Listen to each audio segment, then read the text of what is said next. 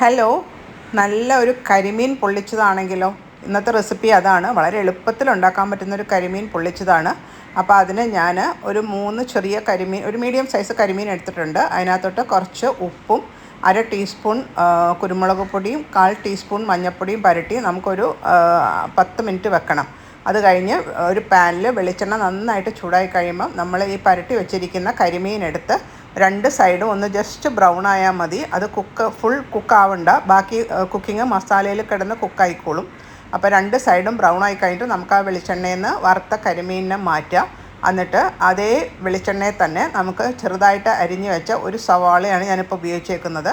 ഒരു സവാള ഒരു പകുതി ഒന്ന് വാടി വരുമ്പോഴത്തേക്കും അതിനകത്തോട്ട് നമുക്ക് കുറച്ച് കറിവേപ്പില ഇട്ട് കൊടുക്കാം.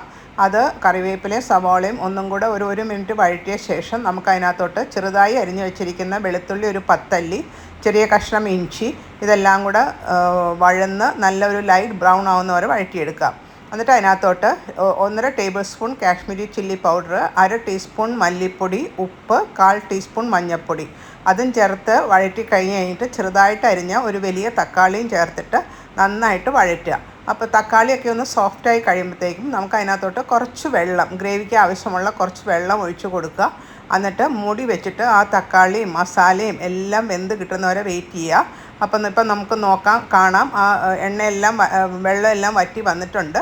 അപ്പോൾ ഇനി അതിനകത്തോട്ട് വറുത്ത മീൻ കഷ്ണങ്ങൾ ഇട്ടിട്ട് ആ മസാല വെച്ച് പൊതിഞ്ഞ് ഒന്നും കൂടെ നമുക്കതിനെ മൂടി വെച്ചിട്ട് വേവിക്കണം. എന്നാലേ ആ മസാലയിൽ കിടന്ന് മീനങ്ങ് പൊള്ളിച്ച് വരുള്ളൂ. ഇപ്പോൾ ഞാൻ തുറന്ന് നോക്കിയപ്പോൾ ഒരു സൈഡ് ആയിട്ടുണ്ട്. നമുക്ക് ഒന്ന് മറിച്ചിട്ട് കൊടുക്കാം. അപ്പോൾ മറ്റേ സൈഡിലും കൂടെ മസാലയെല്ലാം ആ മീനിനകത്തോട്ട് പിടിച്ച് റെഡിയാകും. ഇത് മീഡിയം ഹീറ്റിൽ ചെയ്താൽ മതി.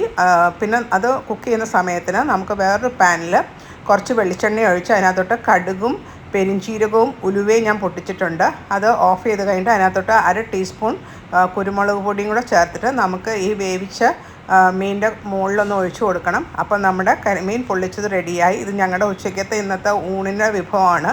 അപ്പോൾ ഞാൻ കാച്ചിയ മോരും മെഴുക്ക് പുരട്ടിയും ഈ മീനും പൊള്ളിച്ചതും ചേർത്താണ് ഞങ്ങൾ ലഞ്ച് സെർവ് ചെയ്യുന്നത്. അപ്പോൾ എല്ലാവരും ഒന്ന് ട്രൈ നോക്കുക, ഇഷ്ടമാകും. നിങ്ങളുടെ ഫീഡ്ബാക്കും അറിയിക്കണേ. Thank you.